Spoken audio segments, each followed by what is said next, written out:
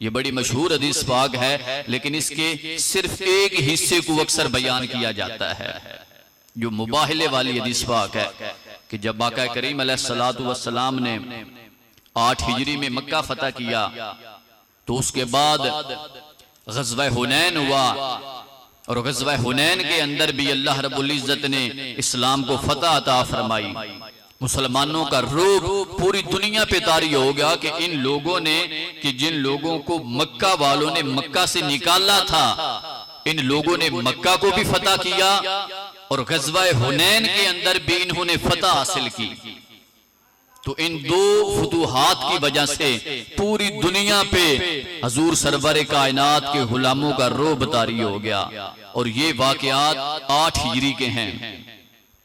तो इसलिए 9 हिजरी को मुख्तलिफ इलाकों से, मुख्तलिफ मकामात से वफूद आने लग गए, और इस साल को वफूद की कसरत की वजह से आमुल वफूद का नाम मिला कि ये वो साल है कि जिसके अंदर वफूद की कसरत हुई। तो इसी साल जो नजरान के ईसाई थे, नजरान मक्का से यमन की जानिब 7 मंजिलों पे मुश्तमिल एक जिला था उस वक्त का, और अरब के जो ईसाई थे ये वहां पे आबाद थे, और इन ईसाइयों के जो बड़े सरदार थे, एक का नाम आकिब था और दूसरे का नाम सैयद था। ये 2 सरदार आकिब और सैयद अपने 60 बंदों को लेकर, जब इन्होंने ये देखा ना कि हजूर सरवर कायनात के पास तो मुख्तलिफ मकामात से लोग जौक दर जौक हाजिर हो रहे हैं, तो हमें भी जाना चाहिए। अगर यही सिलसिला रहा तो ईसाइयत दब के रह जाएगी। हम जाकर मुसलमानों के नबी के साथ बहस मुबासा करते हैं। इन्होंने हजूर की बात ना मानी, ये अपनी बात पे अड़े रहे, तो अल्लाह रब्बुल इज़्ज़त ने इरशाद फरमाया कि प्यारे हबीब, इनके सीनों के अंदर बुग़्ज़ इस्लाम भरा हुआ है, आप इनको जितने मर्जी दलाइल दे लें, ये आपकी बात नहीं मानेंगे।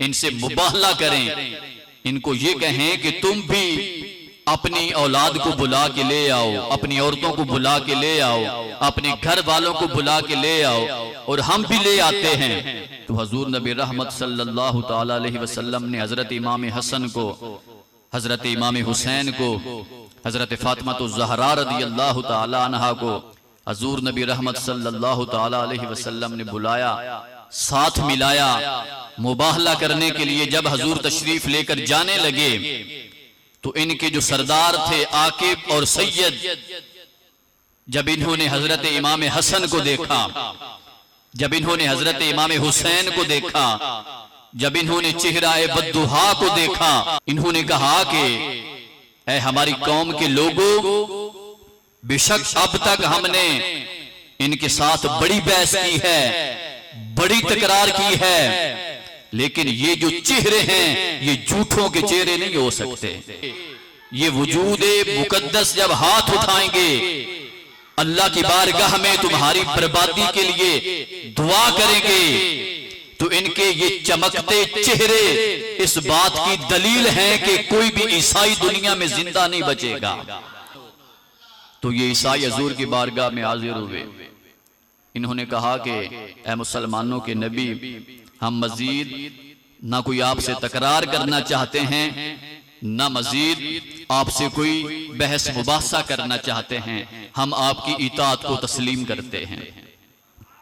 आप जो भी टैक्स हमारे ऊपर लगाएं हम वो टैक्स देने को तैयार हैं, जो भी खिराज हमारे ऊपर लगाएं हम वो खिराज देने को तैयार हैं। अब यहां तक जो हदीस पाक है, यहां पर आले रसूल की फजीलत को बयान किया गया। जब नजरान के ईसाइयों ने यह कहा कि हम आपको खिराज देने को तैयार हैं, इस्लामी टैक्स देने को तैयार हैं, तो हजूर ने जमात सहाबा की तरफ देखा और हजरत अबू उबैदा बिन जरा, ये वो सहाबी रसूल हैं कि जिन्होंने मैदान बदर के अंदर मोहब्बत इस्लाम में अपने बाप को कत्ल किया था। आपने ये नहीं देखा कि ये मेरा बाप है, बल्कि आपने ये देखा कि अगरचे बाप है लेकिन दुश्मन रसूल है, तो इसका सर उड़ा देना चाहिए, और आपकी तलवार ने उसका सर उड़ा दिया।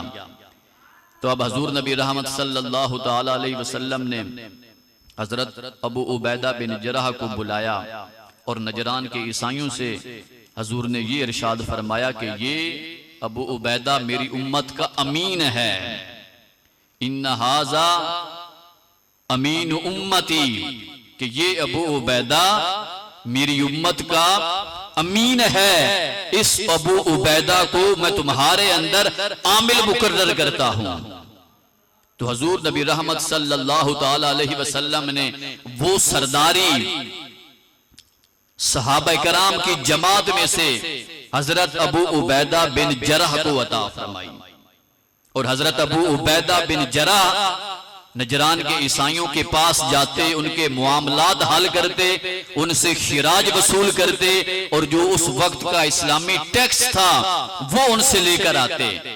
अब हजूर का सहाबा कराम पे इतबाद था या नहीं था? अगर बेएतबारी होती, अगर किरदार के अंदर कोई शक होता, तो हजरत अबू उबैदा को हजूर कभी आमिल मुकर्रर न करते। और ये हजरत अबू उबैदा वो शख्स हैं कि जिन्होंने इस्लाम कबूल किया तो हजरत अबू बकर सिद्दीक की कोशिश से इस्लाम कबूल किया।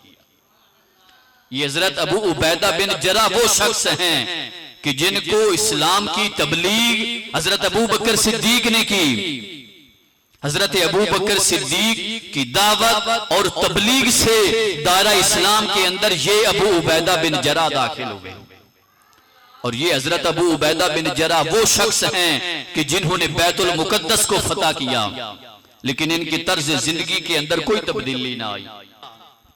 जब हजरत उमर फारूक को बैतुल मुकद्दस की फतह के वक्त बुलाया गया, तो हजरत उमर फारूक रदी अल्लाह ताला अन्हु हजरत अबू उबैदा बिन जराह के खेमे में गए, और आपने देखा वहां पे कि आपकी वही पुरानी अशिया पड़ी हैं। तो आपने पूछा कि ऐ अबू उबैदा, अल्लाह ने हमें इतनी फतूहात अता फरमाई हैं, आपके तर्ज जिंदगी में तब्दीली आनी चाहिए थी, दुनिया का साजो सामान मौजूद होना चाहिए था, लेकिन आपने इरशाद फरमाया कि एक मोमिन का सारा साजो सामान ही उसका जिहाद है।